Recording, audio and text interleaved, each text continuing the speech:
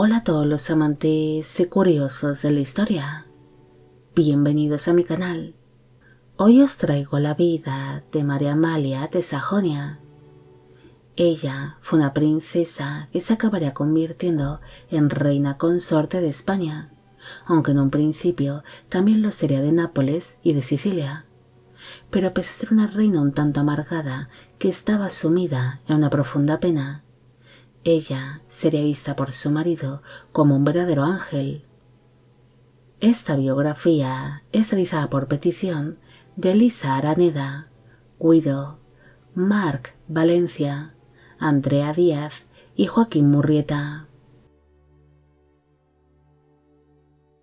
María Amalia Cristina Francisca Javiera Flora Walburga de Wettin y de Habsburgo nació el 24 de noviembre de 1724 en el Palacio Schwinger, en la ciudad de Dresde, en el electorado de Sajonia, actualmente en Alemania.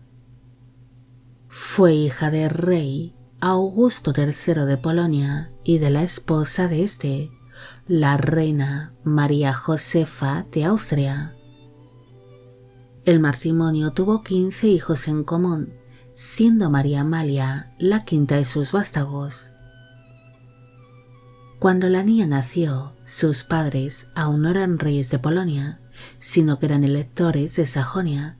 siendo elegido su padre como el nuevo rey de Polonia en el año 1734, teniendo para entonces la princesa 10 años de edad.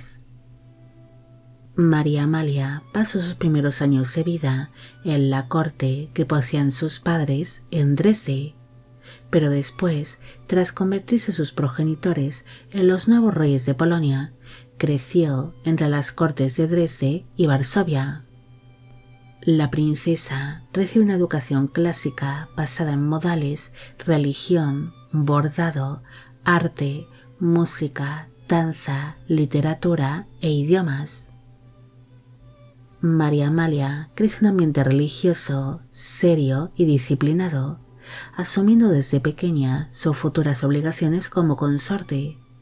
debido a que como era la mayor de las hijas de los monarcas polacos, se esperaba de ella de que contrajese un casamiento muy importante. María Amalia pronto sería descrita como una jovencita de largos cabellos rubios, piel pálida, grandes ojos azules, complexión delgada, buen porte y alta. También sería vista como una princesa muy piadosa, inteligente y de gran sentido del deber, además de que se le da muy bien los idiomas, llegando a hablar con gran fluidez el francés desde una edad bastante temprana. En el año 1737 se empezó a buscar una prometida para el infante Carlos, hijo de los reyes Felipe V de España e Isabel de Farnesio, el cual se había sentado en el trono napolitano y siciliano bajo el nombre de Carlos VII de Nápoles y V de Sicilia. Carlos necesitaba casarse rápidamente y tener hijos de manera urgente. En un principio, sus padres, los reyes de España, estaban dispuestos a buscarle una prometida entre la familia imperial austríaca, con la intención de establecer lazos amistosos con la casa Habsburgo. Isabel de Farnesio intentó casar a su adorado hijo Carlos con la archiduquesa María Ana de Austria, que era la hermana de la emperatriz María Teresa I de Austria, pero estas negociaciones matrimoniales acabarían fracasando. Después se negó a que su hijo favorito se casase con la princesa francesa Luisa Isabel de Francia, que era la hija favorita del rey Luis XV de Francia, casando a dicha princesa con otro hijo de los reyes españoles, el duque Felipe I de Parma. Finalmente, al no encontrar ninguna candidata ideal para Carlos, Isabel de Farnesio se fijó en la joven María Amalia, de tan solo 13 años de edad, y pese a su corta edad, consideró que era la prometida ideal para su querido hijo, debido a que la princesa era descrita como una muchacha muy piadosa y de gran sentido del deber, algo que gustó mucho a sus futuros suegros. Las negociaciones matrimoniales de aquel futuro matrimonio serían bastante rápidas, aunque se llevaron en secreto para no despertar tensiones entre la corona española y la austriaca, debido a que María Amalia era hija de la archiduquesa María Josefa, quien era vista por algunos como la verdadera heredera por derecho propio del Imperio Habsburgo, en vez de su prima, la emperatriz María Teresa I de Austria. Aquel compromiso sería prácticamente negociado entre la reina Isabel de Farnesio y la abuela materna de la princesa, la emperatriz viuda Guillermina Amalia de Brunswick-Luneburgo, aunque también intervinieron una serie de embajadores y de banqueros que buscaban sacar el mayor beneficio posible a tal casamiento por ambas partes. Finalmente, María Amalia y el rey Carlos quedaron oficialmente comprometidos tras conseguir una serie de dispensas papales que les permitiría el poder casarse, debido a la corta edad que presentaba la novia y porque ambos prometidos compartían lazos de sangre. El 8 de mayo de 1738 se celebró la boda por poderes de la pareja en la ciudad de Dresde, celebrándose durante los días posteriores una serie de festejos en honor a la princesa y a su futuro casamiento. El 13 de mayo de dicho año, María Amalia se despidió de sus padres en la ciudad de Dresde, sin una despedida muy emotiva, debido a que los monarcas polacos despedían a su querida hija. La princesa parte hacia tierras italianas junto a su gran séquito, llegando el 19 de junio de aquel mismo año a Portela, una población fronteriza del Reino de Nápoles, y en dicho lugar el rey Carlos ordenó levantar una carpa donde se llevaría a cabo el primer encuentro de los prometidos y una boda muy sencilla. Según se cuenta, Carlos quedó realmente fascinado con su prometida en cuanto la vio por primera vez, considerándola incluso más hermosa de lo que se veía en el retrato que le habían hecho llegar de su futura esposa, quedando impresionado con su porte y su altura, además de que le gustaba mucho la palidez de su piel, sus cabellos rubios y sus enormes ojos azules. En cambio, María Amalia se llevó una gran desilusión cuando vio por primera vez a su futuro marido, asegurando que Carlos no se parecía tanto al retrato que le hicieron llegar, considerándole poco agraciado, además de que quedó horrorizada al ver su enorme y llamativa nariz. Durante la celebración de aquel sencillo enlace, los presentes empezaron a cuchichear sobre la fealdad de ambos cónyuges, ya que pese a que Carlos quedó satisfecho con el aspecto de su futura esposa y la consideraba muy hermosa, realmente María Amalia era considerada como poco atractiva para la época, además de que tiene una voz un tanto chillona. Incluso se dice que uno de los presentes llegó a decir la siguiente frase: «Esta reina, junto a su marido, hacen la pareja más fea del mundo». Una vez finalizado aquel sencillo enlace, los recién casados partieron hacia la ciudad de Gaeta, lugar donde se tenía ideado de que pasasen su primera noche como casados, pese a la corta edad que presentaba la novia, debido a que María Amalia tan solo tenía 14 años de edad en el momento de la unión, mientras que su marido tenía 22, además de que para entonces la joven reina aún no había empezado a menstruar. Durante el trayecto en carruaje, los recién casados empezaron a conocerse algo más y se dieron cuenta de que tenían gustos similares, además de compartir algunos pasatiempos, como por ejemplo la caza. A su llegada a Gaeta, María Amalia se empezó a preparar para la consumación matrimonial, pero el hecho de desvestirse y despeinarse le llevaría más tiempo de lo esperado, llegando así la hora de la cena, algo que retrasó la consumación por unas 2 horas. Aquella consumación matrimonial sería relatada por el propio Carlos en una carta que éste le hizo llegar a sus propios padres, los reyes Felipe V de España e Isabel de Farnesio, donde les daría todo tipo de detalles sobre cómo fue su noche de bodas. En dicha carta relató que tras cenar la pareja se acostó en la misma cama hacia las 9 de la noche y se mostraron muy nerviosos. Incluso llegaron a temblar al ser una situación que ambos desconocían y que experimentarían juntos a la vez. Según relató Carlos, él empezó a besar y acariciar a su joven novia por al menos 15 minutos, hasta que finalmente llevó a cabo el acto, pero ante el nerviosismo que ambos presentaban no pudo culminarlo. A las 3 de la mañana, la pareja intentó de nuevo la consumación matrimonial y acabaría siendo una experiencia satisfactoria para ambos. Carlos siguió relatando en su carta que tras consumar exitosamente su unión matrimonial, la pareja intimaría todas las noches 2 veces, además de que uno esperaba al otro para llegar al clímax juntos y que sus relaciones eran muy satisfactorias para ambos, algo que era poco común por aquel entonces, ya que la satisfacción sexual de las mujeres era algo que normalmente se pasaba por alto.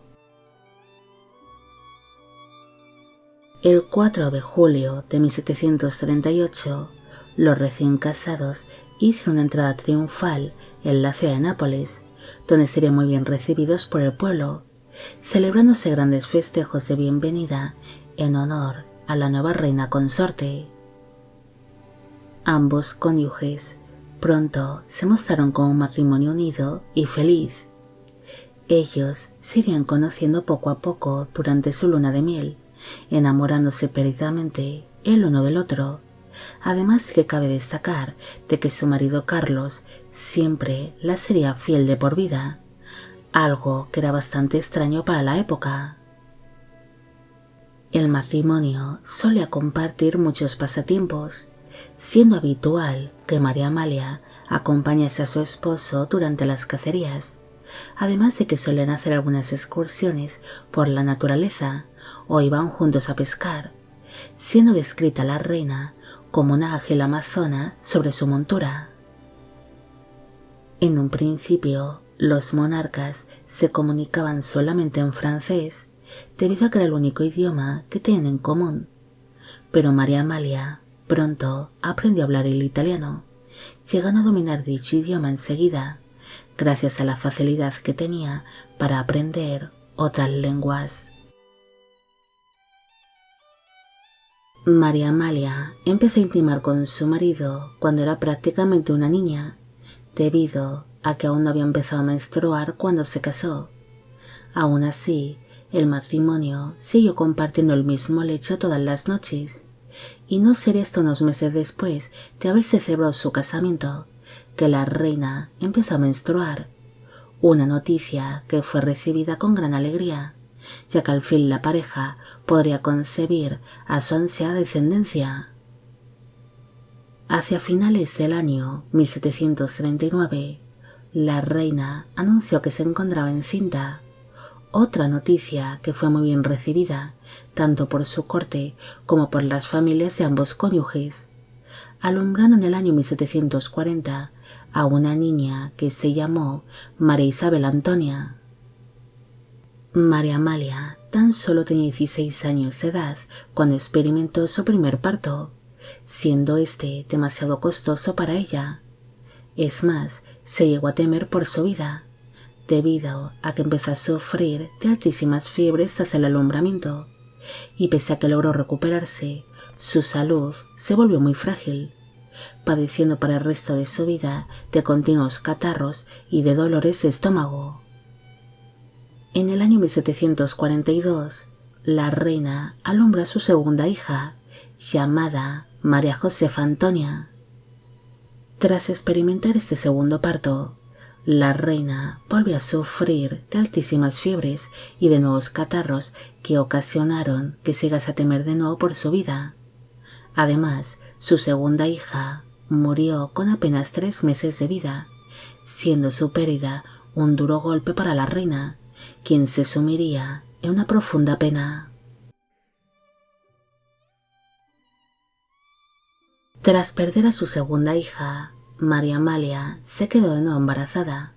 pero durante la gestación, su primera hija, María Isabel Antonia, murió con tan solo 2 años de edad, una muerte que la afectó también muchísimo. La reina alumbró una tercera hija en el año 1743, mientras se encontraba sumida en una profunda pena, naciendo así una infanta llamada María Isabel Ana, pero el alumbramiento de esta niña le volvió a ocasionar a la reina una serie de estados febriles y de malestares físicos. En el año 1744 nació María Josefa Carmela, quien sería una destacable infanta de la corte española y que permaneció soltera. En el año 1745 nació María Luisa. Esta llegará a ser emperatriz consorte del Sacro Imperio Romano Germánico, y en el año 1747 al fin nació el ansiado hijo varón, el infante Felipe Antonio. La alegría por el nacimiento de un hijo varón pronto se verá empañada debido a que dicho infante presentaba una evidente discapacidad intelectual, siendo por ello apartado de la línea sucesoria. Al haber alumbrado a un esperado hijo varón, María Amalia recibió el permiso de poder formar parte del Consejo de Estado, empezándose a interferir en la política de los reinos de Sicilia y de Nápoles. A diferencia de otras reinas, ella no ocultó la influencia que tenía sobre su marido y sobre la política. Es más, se sirvió de ella para lograr expulsar del gobierno a otros políticos y a nobles que detestaba, consiguiendo así que su marido estuviese rodeado por los favoritos de la reina. Es más, cuando María Amalia tenía una recaída de su mala salud o se encontraba ausente por sus numerosos embarazos y partos, ella lograba situar a sus favoritos cerca de su marido el rey, para que le asesorasen al monarca o para que controlasen a la corte, como es el caso de su dama favorita, Zenobia Revertera, una duquesa que llegó a tener mucho poder dentro de la corte de los monarcas. María Amalia también llegó a interferir en la política exterior. Ella asesoró a su marido y ejerció una gran influencia sobre este para declararse en un principio neutral al estallar la guerra de sucesión austríaca, pero ante la presión que ejerció Gran Bretaña, finalmente los reinos de Nápoles y de Sicilia declararon la guerra a Austria como aliados de España y de Francia. La reina sería muy criticada por la gran influencia y el poder que llegó a tener dentro de la política de Nápoles y de Sicilia, pero también por ser considerada como una mujer demasiado piadosa. Ella solía acudir a misa entre 2 y 4 veces al día, además de que solía visitar iglesias, conventos y monasterios, aparte de entregar importantes donativos a la iglesia, siendo vista por muchos más como una monja que como una reina por su gran fervor religioso. Pese a tener más obligaciones como consorte y como miembro del Consejo de Estado, María Amalia seguiría trayendo más hijos al mundo. En el año 1748 nació Carlos, el futuro rey Carlos IV de España. En el año 1749 nació María Teresa Antonia, pero esta falleció durante la infancia. En el año 1751 nació Fernando, quien acabaría siendo rey como Fernando IV de Nápoles y III de Sicilia, pero en el año 1816 ambos reinos se acabarían uniendo, dando así paso al reino de las dos Sicilias, convirtiéndose Fernando en su rey bajo el nombre de Fernando I. En el año 1752 nació Gabriel, quien se llegaría a casar y a tener descendencia. En 1754 nació María Ana, quien falleció con apenas un año de vida. En el año 1755 nació Antonio Pascual, quien sería un destacado miembro de la corte española, y en el año 1757 nació el último hijo de los monarcas, un niño que se llamó Francisco Javier, pero este falleció durante la adolescencia. El matrimonio tuvo un total de 13 hijos en común, pero tan solo 7 de ellos conseguirían llegar a edad adulta. María Amalia había sido descrita durante sus primeros años de casada como una joven reina agradable y jovial que derrochaba alegría, pero las pérdidas de algunos de sus hijos la fue sumiendo en una profunda melancolía que la acompañaría de por vida, siendo vista por sus contemporáneos como una reina triste y un tanto amargada, que siempre estaba a disgusto y afectada por una profunda pena de la que no conseguía salir. La monarca también se vería afectada tanto física como mentalmente por sus continuos partos y embarazos. Ella se volvió una mujer demasiado débil y delicada que solía enfermar con mucha facilidad,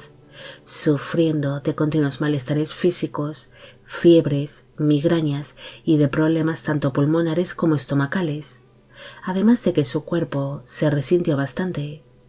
Se dice que ella no solo perdió su bonita figura por sus continuos embarazos, sino que perdió casi toda la dentadura, aparte de que era una gran fumadora de tabaco habano, el cual le hacían llegar hasta Nápoles desde España. Pese a su deterioro físico, sus estados melancólicos y su continua amargura, su marido siempre permaneció a su lado y buscaba continuamente su compañía, mostrándose ambos como una pareja muy enamorada y unida. La reina sería descrita por sus contemporáneos como una mujer muy culta, elegante y que tenía muy buen gusto para la decoración. Ella posee importantes colecciones de obras de arte, de tapices y de porcelanas, además de que le gustaba mucho bordar, siendo este uno de sus pasatiempos favoritos, junto a las cacerías y las excursiones que realizaba junto a su marido. María Amalia también mostró mucho interés por la arquitectura. Ella jugó un papel muy importante en la construcción del Palacio de Caserta de Nápoles, el cual parecía estar destinado a ser la futura residencia oficial de la familia real, pero las obras de dicho palacio se alargaron demasiado y el matrimonio no llegó a vivir oficialmente en él, pasando tan solo pequeñas temporadas mientras iban controlando su construcción. La reina animó a su marido a reformar algunas de las propiedades que posee la familia real, como es el caso del Palacio Real de Nápoles. También apoyó la construcción del Palacio Real di San Carlo, el Palacio de Portici o el Palacio de Capodimonte, además de apoyar la fabricación y la comercialización de porcelanas procedentes de la fábrica de Capodimonte. En el año 1759 falleció el medio hermano de su marido, el rey Fernando VI de España, el cual no había conseguido tener hijos de su matrimonio con la fallecida reina Bárbara de Braganza. Así que ante esta situación, su marido Carlos fue nombrado como el nuevo rey de España, bajo el nombre de Carlos III, aunque para ello tuvo que renunciar a las coronas de Nápoles y de Sicilia, las cuales fueron entregadas a su hijo Fernando, mientras que su hijo mayor, el príncipe Carlos, se convertiría en el heredero de la corona española. Al convertirse en los nuevos reyes de España, el matrimonio abandonó Nápoles, embarcándose hacia tierras españolas junto a casi todos sus hijos, permaneciendo tan solo su hijo Fernando y su hijo mayor, Felipe Antonio, en Nápoles. María Amalia acompañó a su marido en esta nueva etapa de su vida, pese a que para entonces se estaba recuperando de una aparatosa caída de caballo que le ocasionó una serie de lesiones y de malestares físicos. Los monarcas recibieron una gran bienvenida cuando se embarcaron en Barcelona y posteriormente fueron recibidos con grandes festejos a su paso por Zaragoza. A su llegada a Madrid, la familia real se instaló en el Palacio del Buen Retiro, pero María Amalia empezó con mal pie su estancia en tierras españolas, ya que aparte de sufrir aún los malestares físicos que le causó la caída de caballo, al poco de llegar a Madrid enfermó de sarampión y padeció de altas fiebres ocasionadas por dicha enfermedad, siendo sometida por ello a una serie de sangrías que la debilitaron bastante, pero aún así consiguió recuperarse y superar la enfermedad. Tras recuperarse del sarampión, la nueva reina consorte de España se centró en aprender el idioma y las costumbres de su nuevo reino, pero pronto se mostraría un tanto a disgusto debido a que no le gustaba para nada España, quejándose continuamente de su gastronomía, del clima y de los españoles, describiéndolos como demasiado vagos, escandalosos y pícaros, además de que consideraba a los cortesanos españoles como poco educados e ignorantes. Tampoco le gustaba el idioma, considerándolo un tanto difícil de aprender y de comprender, aparte de que no le gustaban las costumbres españolas. Se sabe que María Amalia era una gran apasionada de la caza, pero se mostraría muy a disgusto cuando asistió por primera vez a una corrida de toros, considerándolo un festejo demasiado cruel y de bárbaros. A la reina tampoco le gustaba demasiado la corte española, considerándola demasiado sombría y aburrida, además de que no simpatizaba con los miembros de la corte, desconfiando de todos ellos. Tampoco llegaría a hacer buenas migas con su suegra, la reina viuda Isabel de Farnesio, considerándola demasiado ambiciosa y entrometida, debido a que su suegra intentaba interferir siempre que podía, tanto en la vida de los nuevos monarcas como en la política del reino. Pese a que suegra y nuera no mantenían una buena relación, Isabel de Farnesio obligaba a María Amalia a que la visitase todos los días en sus habitaciones privadas por al menos 2 horas. Es más, en muchas ocasiones era habitual encontrarlas discutiendo en italiano o en francés durante aquellas visitas que serían descritas como demasiado aburridas y tensas. Durante su paso por España, María Amalia se mostraría cada día más triste y desanimada, así que su marido Carlos intentó animarla, llevándola de monterías y de cacerías por el Pardo, aparte de que dicho monarca apartó a su propia madre de la corte madrileña, enviando a Isabel de Farnesio al palacio de Aranjuez, evitando así que su madre siguiese entrometiéndose en la vida de los monarcas. María Amalia no se llegaría a adaptar nunca a su vida en España y añoraría continuamente su antigua vida en Nápoles. La reina nunca llegó a hablar bien el español, entendiendo tan solo unas pocas palabras y frases. Tampoco se adaptó a las costumbres y al estilo de vida español, sintiéndose una completa extraña en su nuevo reino, aunque cabe destacar que lo único que le gustó de España fue el Real Monasterio del Escorial, dejando bajo testamento que quería ser enterrada allí con un hábito de monja carmelita. Desde su llegada a España, María Amalia siempre arrastró una pésima salud y una continua tristeza, debilitándose así poco a poco, hasta que finalmente falleció el 27 de septiembre de 1760, a los 35 años de edad, en el Palacio del Buen Retiro de Madrid. Se desconoce el motivo exacto de por qué murió María Amalia, pero algunos historiadores creen que fueron por problemas pulmonares, debido a que era una gran fumadora, además de que sufrió de continuos resfriados durante sus últimos años de vida. Su muerte sería muy sentida por su marido, quien dijo estas palabras tras su dolorosa pérdida. Tras 22 años de matrimonio, este es el primer disgusto serio que me da Amalia. Carlos III se mostraría realmente desolado con la muerte de su amada esposa, quien para él era su ángel,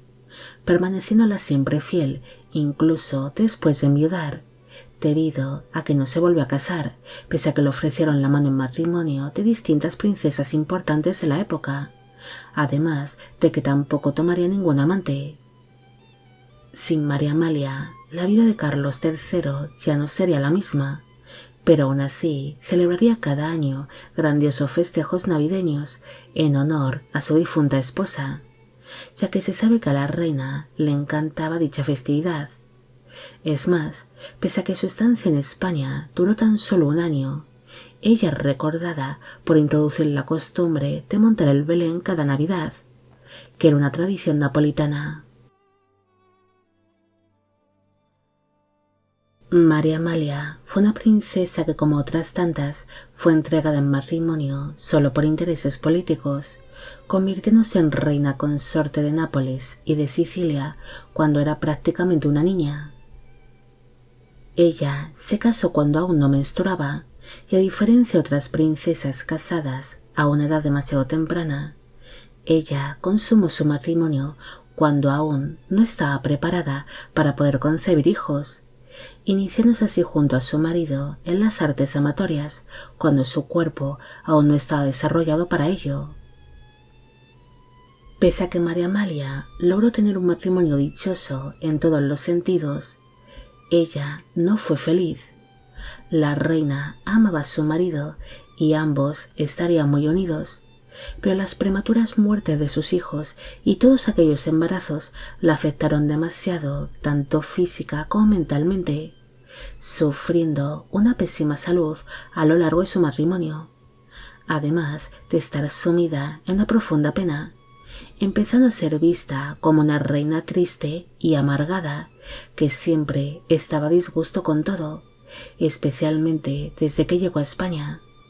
lugar donde tan solo estuvo por un año, pero en el que vivió la peor etapa de su corta vida.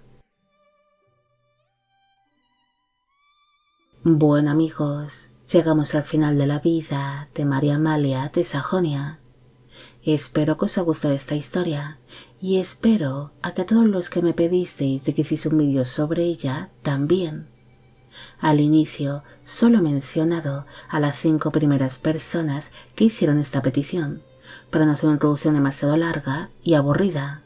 Los demás seréis mencionados ahora. Esta biografía es realizada por petición de Samsung Life, Sailor Mayalen, Silvia Cristina Monroy, Martín Tello, Cristina Anoval, Adrián de la Pedraja, Ofelia Pimentel, Cristina Tena, Lizzie Marcano, Aknaum Persson, Fabiola Cerruto, Sandra PD, Jesús Ignacio Sánchez y Adriana Bayona. También me gustaría felicitar por su cumpleaños, aunque sea con retraso, a Wendy Yarez Martínez. Y con esto me despido. Hasta la próxima.